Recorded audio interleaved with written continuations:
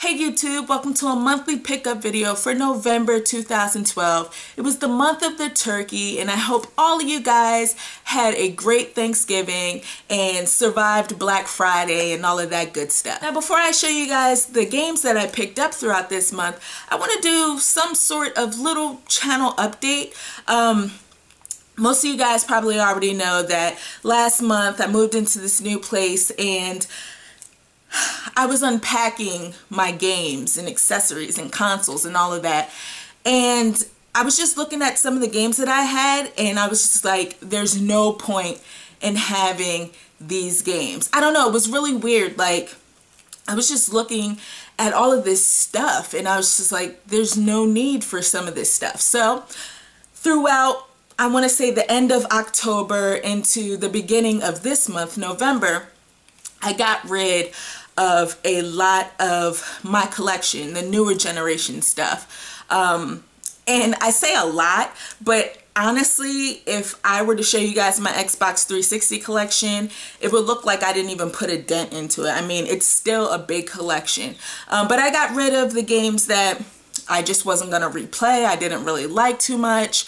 And I did that for the 360, the PS3, and the Wii, and overall I feel pretty good about it. And to be honest with you, I can get rid of a lot more stuff. I traded those games in during some promotional times at Best Buy, which was awesome because they had 100% trade back credit, so I got double the amount that I traded in. So I racked up pretty big at Best Buy and GameStop as well. I didn't get as much credit from GameStop, but it was a significant amount.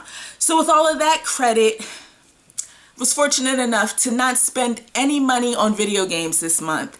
I didn't buy any games, and to be honest with you, I still have credit left over, so I'm probably going to apply that to some cool games that are coming out next year. Now, out of everything that I picked up this month, the only thing that I spent my money on was the big ticket item. It's hot on the streets. It's the Nintendo Wii U. I got the deluxe set, as you guys can see.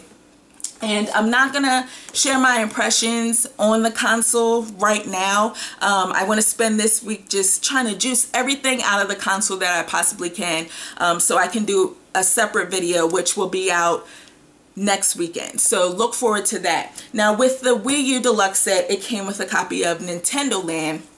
And I haven't had a chance to play this. I guess it's supposed to be like the Wii U, or I'm sorry, it's supposed to be like the Wii Sports for the Wii U. It's like a tech demo, has some really cool mini games, so I want to definitely get some time in with this. And then I picked up two games. I got these from Best Buy, used that credit, Zombie U and New Super Mario Brothers U. And I'll reserve my impressions for these two video games for that specific Wii U video. I look forward to doing it. Hopefully you guys will like it. Now that I got the Wii U out of the way, we'll move on to some more games. Now the first game is for the Xbox 360. It's Sonic and All-Stars Racing Transformed.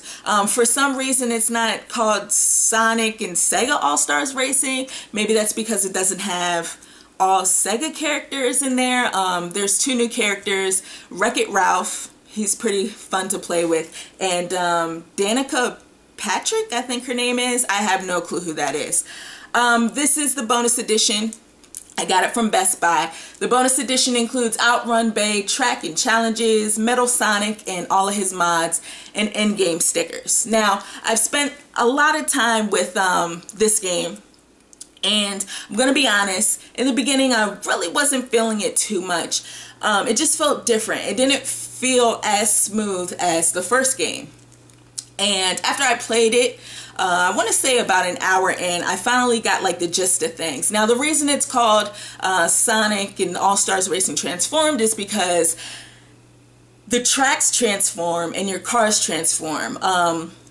You'll start off on a track in a cart. This is a kart racer. You start off in a cart, and then the next lap, you know, the track might transform into like a water course, which is pretty cool. So your car transforms into a boat, and then maybe the last lap you'll transform into a plane, which is pretty cool. The plane takes, like, controlling the plane takes some getting used to, but I think I got the gist of it now.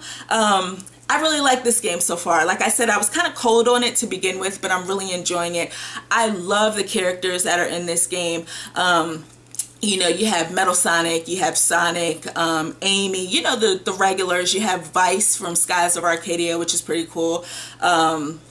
Just a lot of great characters in here and a lot of great tracks. Really fun. I haven't really touched too much on the online, but I'm definitely looking forward to getting into that a little bit more. Right now I'm almost finished with the world tour, which is, I guess, like the meaty part of the game, but there's like Grand Prix and all other types of things to do afterwards, time trials, so I can definitely see myself playing this for a while. This next game was a total impulse buy. I really wasn't checking for this game, but I was in the mood to play a shooter, and I'm still in the mood to play a shooter. That's why I'm playing it right now. It's Call of Duty Black Ops 2. I got Blops 2, son. What? Yeah, no, I picked it up. I picked it up. Like I said, I was in the mood to play a shooter.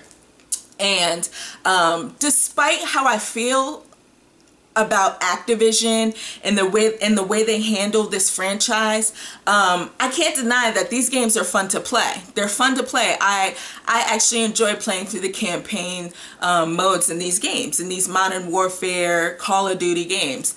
Black Ops 2 is pretty cool. I like what they're doing with the campaign. I really haven't gotten too far into it. I played about 2 hours so far. But I like what they've done with the campaign. It's pretty interesting, the story, and I don't know, it keeps me on edge, and it looks great. It's a good looking game. It really does look good. So yeah, I mean, this is my fix for a shooting game, and to be honest with you guys, I'm enjoying it. And I also picked up Hitman Absolution for the Xbox 360. I just picked this up. The seal is still on there. I haven't even opened it up yet. But I'm gonna wait to play this game after I finish Black Ops 2, just because I feel like I've played a lot of stealth games lately. This is put out by Square Enix, who has totally impressed me with the games that they've been publishing. I mean, got this game, Sleeping Dogs. I think they're putting out Tomb Raider, which is coming out next year in March, I think. But I'm really excited about playing through this game. If you guys have it and you've played it, definitely let me know in the comment box below how it is. I picked up Persona 4 Golden. I haven't even opened this up yet. Now, I previously had I think it's called like the Gold Edition pre-ordered, which was like the collector's edition. But I was like, whatever. It was $70. I was like, I'm not really trying to spend any money this month. You know, Christmas is coming up. I didn't want to fork out the money for it. So I just used that credit to get this from Best Buy. And Persona 4, like, I've been waiting for this. Persona 4 has been an RPG that I've really wanted to get into. And around the time that the PlayStation 2 version came out, I was just into other games, and I always said, okay, I'm gonna get to Persona, but I never got around to playing Persona 4. So finally it is on a portable system, which totally fits my lifestyle. Playing RPGs on a handheld is ace. That's what I love to do, and I can't wait till I get around to playing this. I also picked up PlayStation All-Stars Battle Royale for the PlayStation Vita. The reason I got this for the Vita as opposed to the PlayStation 3 version is because, you know, I wanted a fighting game for my Vita. And to be honest, I think this works really well on the PlayStation Vita.